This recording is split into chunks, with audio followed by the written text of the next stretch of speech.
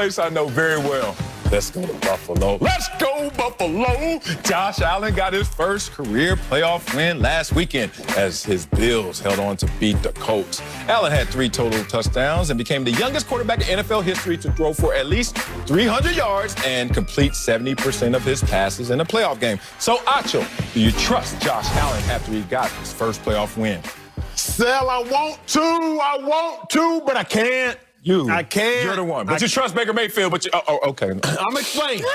I'm going to explain myself. I forgot it's your show. Remember what happened last year? You told me, you reminded me to go watch the game from last year. Josh Allen, he got all crazy on us. He spazzed out with 1 minute and 16 seconds left. All of a sudden, Josh Allen is like lateraling balls backwards. But to remind y'all, this is what happened. This last year against the Texans. Game on the line. He has a 20-yard gain and like, wait, what are you doing, Josh Allen? What are Reggie you doing? Bush in a Rose Bowl? Now, again, like that possession, it worked out, but it didn't work out for the game. So now, Marcellus, it's a year later. Josh Allen has shown vast improvement. We've seen him all season long, doing great. We've seen him all game long against the Colts, doing great.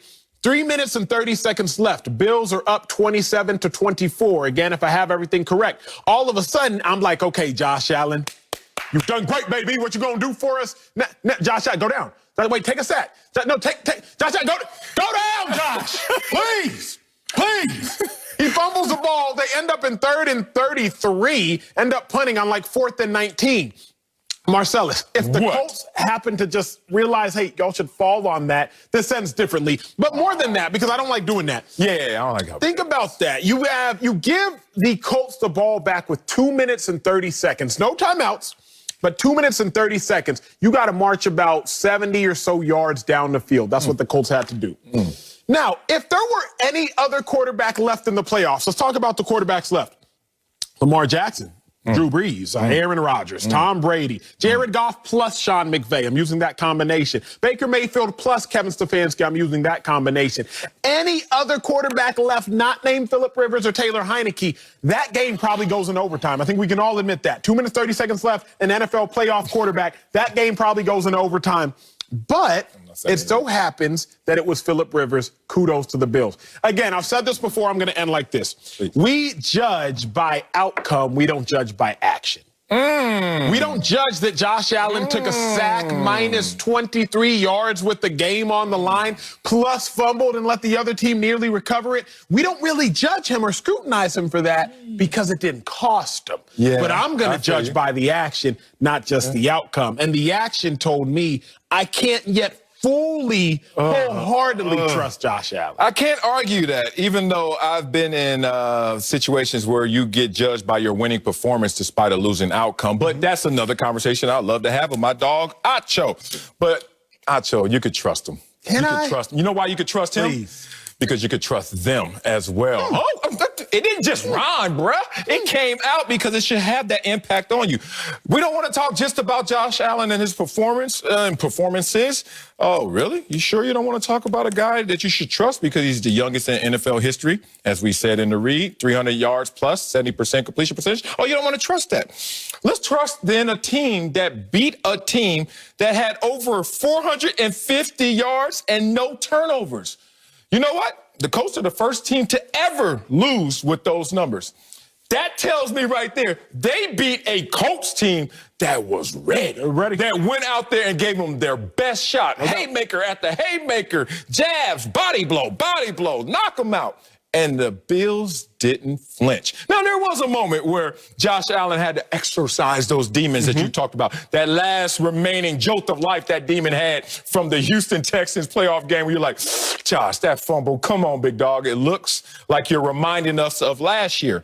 But Josh Allen is a guy you can trust in. He's not the same quarterback as last year. He's not the same guy that lost to the Ravens last year in the regular season game when that was an ugly performance as well. This is a guy that is a completely different quarterback. Let me give it to you like this. Most passing and rushing yards in his first 2 playoff games in NFL history. Number 1, Andrew Luck. Pretty good, right? Number 2, Lamar Jackson. Now that he got that monkey off his back, just like Josh Allen, pretty good, right? And then Josh Allen is right there. We're talking history, bro. Dual threats. Josh Allen going out there and doing whatever it takes. And finally, even though he shouldn't have had a monkey on his back, got that monkey off his back. It is full throttle going forward for these Buffalo Bills.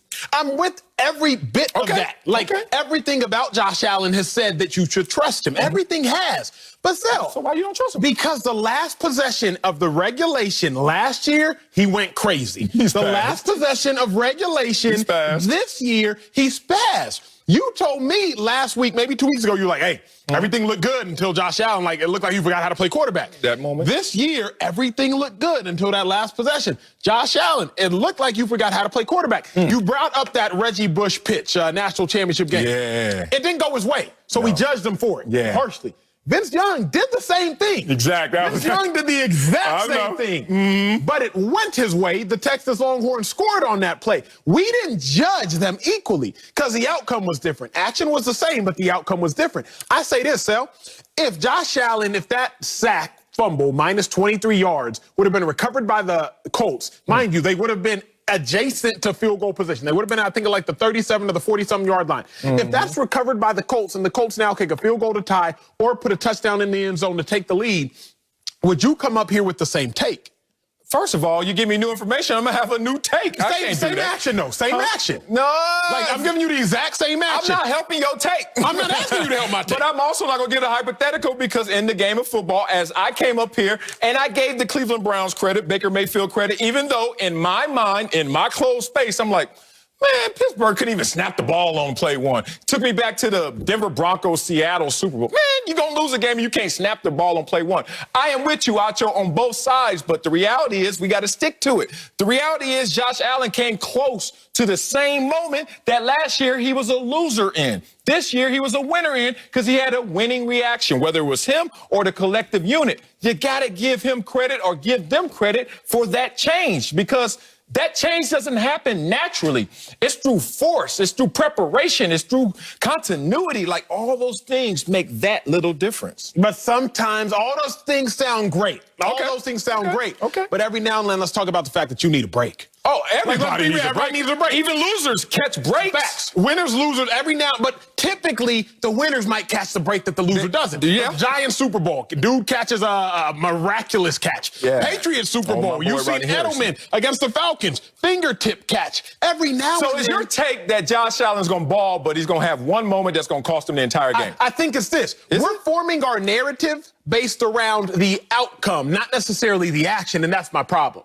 We're forming, like, you're coming up here saying you have full confidence in Josh Allen, not because he didn't spaz when the game was on the line, but you have full confidence in Josh Allen because his spaz didn't cost him. He spazzed last year with the game on the line, and you could argue it cost him. He spazzed this year with the game on the line, and it didn't cost him.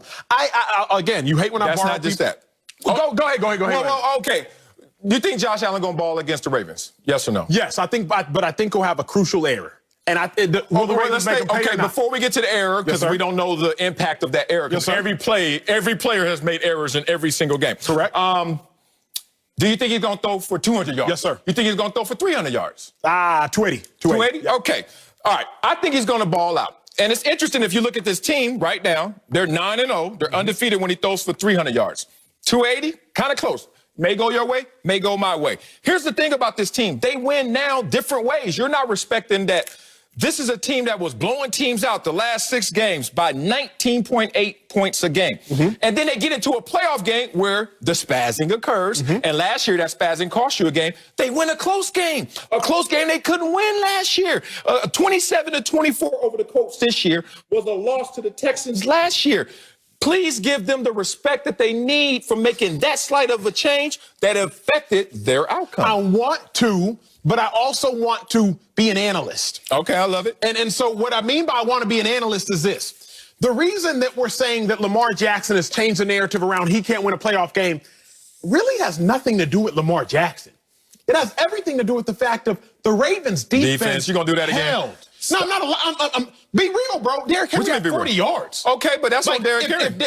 Sure, that's on the Baltimore Ravens defense. But you also the Baltimore Ravens defense doesn't show out in the way that they do, which is hold Derrick Henry to an unforeseen low, then all the Lamar Jackson greatness was for naught.